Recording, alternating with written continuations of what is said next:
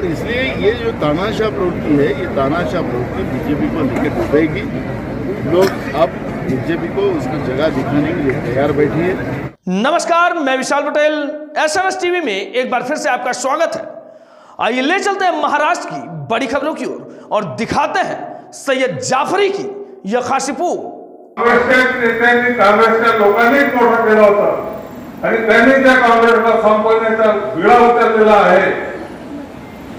त्याच्यापासून आज आपल्याला मुक्तता आपल्या माध्यमातून झालेली आहे आणि याला कायम ठेवण्याची गरज। मागच्या विधानसभेमध्ये मला इथून एक पाऊल इकडे जाऊ दे।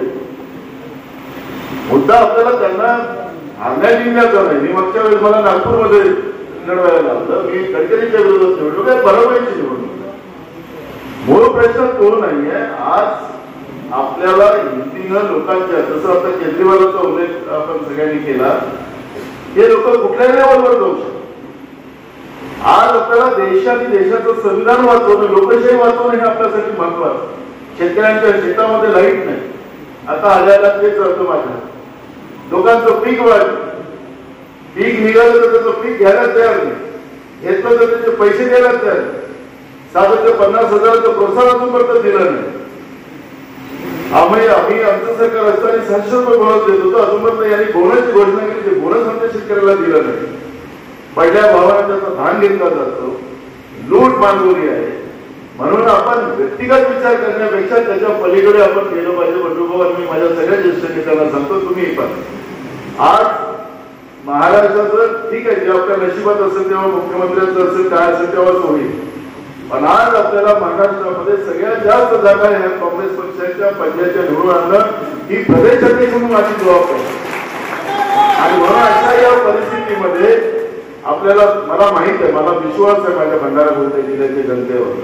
आपण पाहिलं की माझं बाय इलेक्शन आपण झालं, मधु कुकडेला आपण उभं ठेवलं, त्यांचा तो जबरदस्ती ही जागा आम्ही घ्यावी, आपण सगळ्यांनी चर्चा झाली होती की आपण काँग्रेस पक्षाने लढावी, सेटिंग गेटिंग राहतं, पण ठीक आहे। ते त्यावेळेस ते मातंबर आपल्याकडे होते, आघाडीमध्ये होते, त्यांनी ही जागा घेतली, मधुकर कुकडेंना आपण उभं केलं। म्हणजे त्यांनी मधुकर कुकडे आणि त्यांनी प्रचार चालू केला की बिना दाताचा माणूस, त्यांनीच प्रचार चालू केला। आणि ते गेले पिपा म्हणजे फुटबॉलचं ते आंतरराष्ट्रीय मॅच चालू होती कुठेतरी गुजरातच्या देशात, आणि ते गेले महान विद्वान लोक तिकडे 5 दिवसांनी तिकडे विदेशात, म्हणजे पिपा करायचा, आणि मधु कुकडेला सोडून टाकलं हवेमध्ये। आपण सगळे लोक त्या काळामध्ये काँग्रेसच्या कार्यकर्त्यांनी मिळून आपण मधुकर कुकडेला निवडून आणतो। म्हणजे तो काही जास्त दिवसाचा इतिहास नाही आहे। बंडू भाऊ विचारू लागले आहे की तुमचे नानाभाऊ उभे होत आहेत का, तुमचे नानाभाऊ उभे होत आहेत का, असं आहे उत्साह।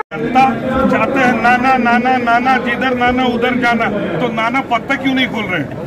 आज शाम तक खुल जाएगा। मैं और आपसे एक लास्ट क्वेश्चन कर रहा हूँ, लास्ट क्वेश्चन। लोकतंत्र में एक मुख्यमंत्री को इस तरह इलेक्शन के समय उठा के अंदर करना, ये लोकतंत्र के लिए क्या अच्छा संकेत है? जब डरी हुई पार्टी है, सत्ता के जाना उसका तय है, और इसलिए इस तरह का दबाव तंत्र और तानाशाह प्रवृत्ति कर हिंदुस्तान का लोकतंत्र इतना मजबूत है। जो डॉक्टर बाबा साहब अम्बेडकर ने जो तलवार वोटों की जो लोगों को दी है, तलवार अच्छे को काट के फेंक सकती है, सत्ता से बाहर उतार सकती है, और इनका अंत आ चुका है बीजेपी का, नरेंद्र मोदी की सरकार का। और इसलिए ये पाप रोज कर रही है। कांग्रेस के पूरे अकाउंट में फ्रीज कर दिए, कल केजरीवाल जी को जैसे दिल्ली के मुख्यमंत्री केजरीवाल को जेल में डाल दिया। ये जो पाप कर रहे हैं, क्योंकि ये खुद ही भ्रष्टाचारी है। खुद भ्रष्टाचारी होने के बाद मैं आपको एक बताता हूँ कि वो इनकम टैक्स कांग्रेस ने समय पे हिसाब नहीं दिया करके पेश किया, तो बीजेपी ने कौन सा इनकम टैक्स भरा है, इसका भी जवाब जनता को देना चाहिए। और इसलिए ये जो तानाशाह प्रवृत्ति है, ये तानाशाह प्रवृत्ति बीजेपी को लेकर डूबेगी। लोग अब बीजेपी को उसकी जगह दिखाने के लिए तैयार बैठी है। और एक बड़ा चेंज जो है, जो डरता आदमी वो कुछ भी करता है, वो आज बीजेपी की हालत है। और इसलिए कल केजरीवाल को कांग्रेस के पूरे अकाउंट में बीजेपी कितने लोगों को मरवाएगी इसका अंदाज है। लेकिन बीजेपी के सांसद के नाम सुसाइड नोट लिखकर कोई आत्महत्या कर रहा है, बीजेपी को तो इसका जवाब देना ही पड़ेगा। भंडारा जिला और नदिया जिले की जनता उनसे पूछेगी तो सांसद का कर्तव्य पूरे आगे आएंगी। मुझे लगता है कि ये सब परिस्थितियाँ जो है इसका जवाब जनता वोट के